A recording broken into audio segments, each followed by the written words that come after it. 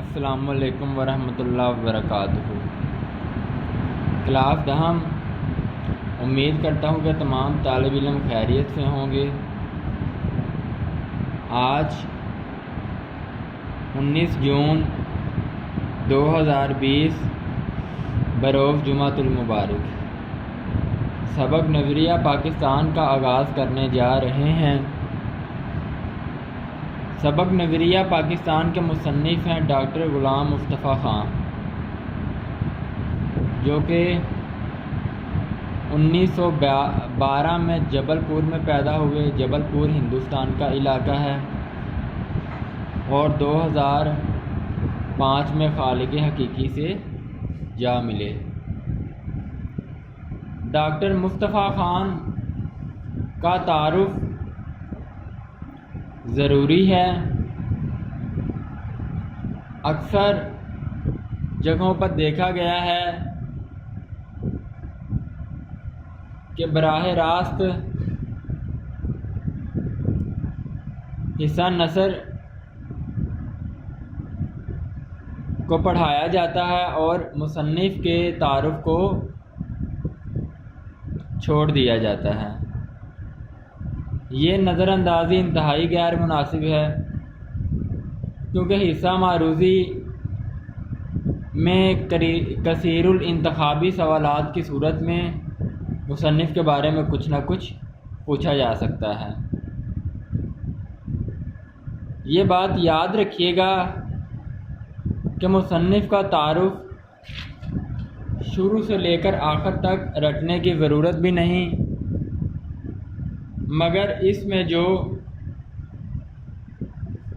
عمدہ نکات ہیں، جیسے کہ تواریخ، مصنف کی اپنی تاریخ پیدائش، تاریخ وفات، مصنف نے تعلیم کہاں سے حاصل کی اور اس کی مایہ ناز کتب، ان کو جاننا انتہائی ضروری ہے۔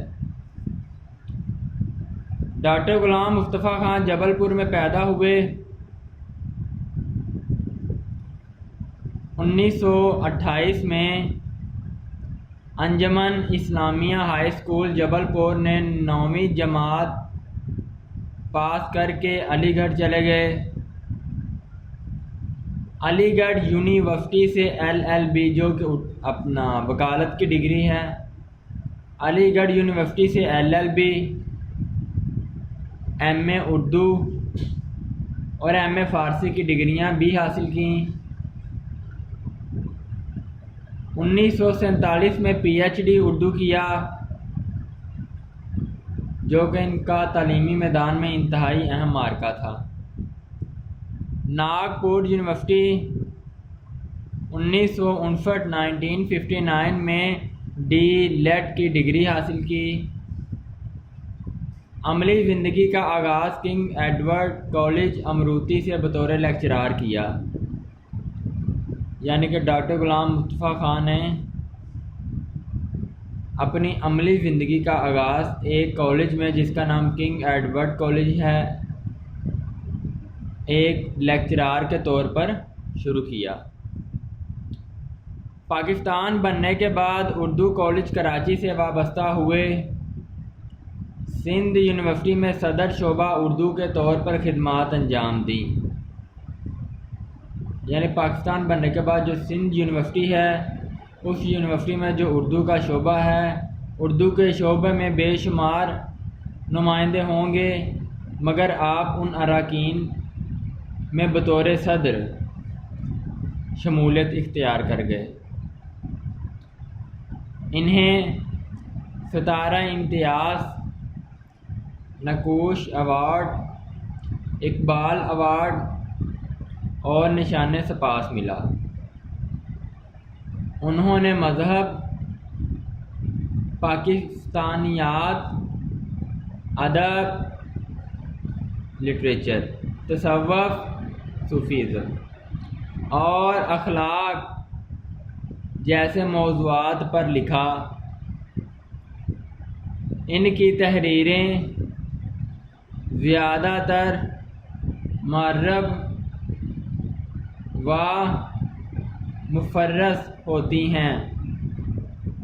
ان کی تحریریں زیادہ تر معرب و مفرس ہوتی ہیں، یعنی کہ باروب، خوشگوار اور کسی نتائج پر مبنی ہوتی ہیں۔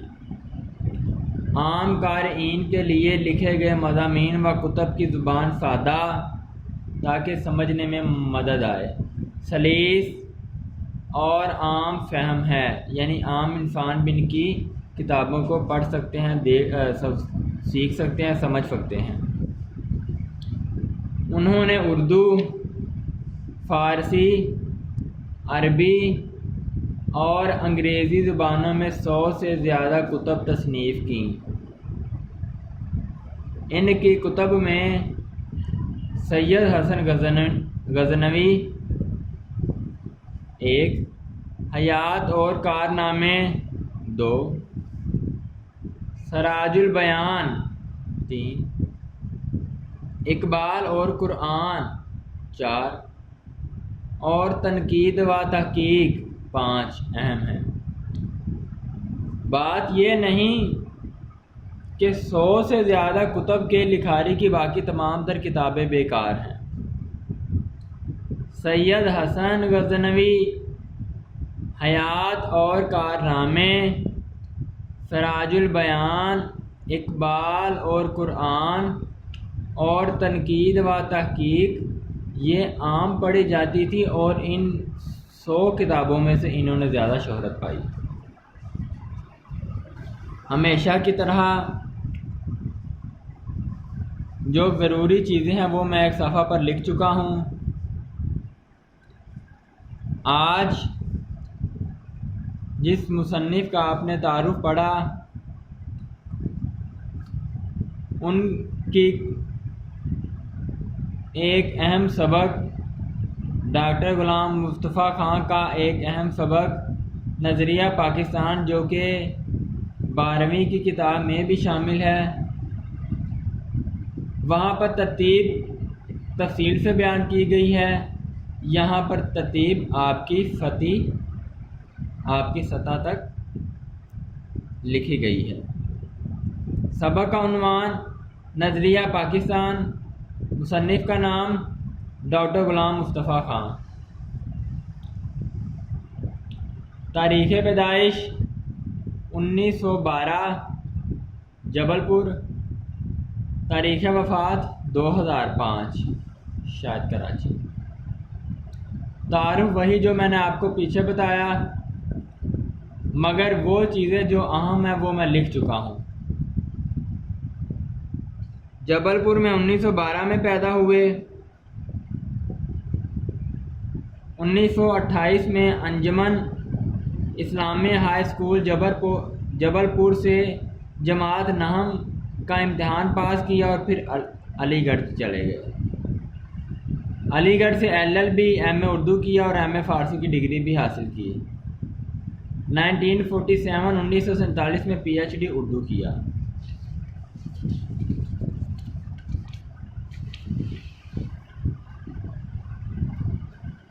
مزید آئیں۔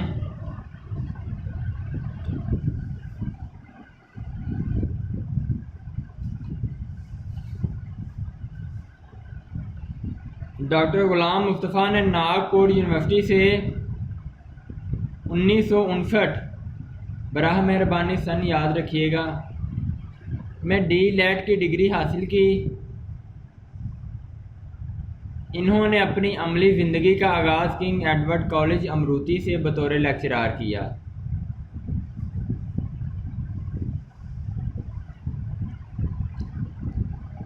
اہم کارنامہ علمی اور ادبی، قابل فہم، قابل ذوق شخصیت ہوتے ہوئے سندھ یونیورسٹی میں صدر شعبہ اردو کے طور پر خدمات بھی انجام دی۔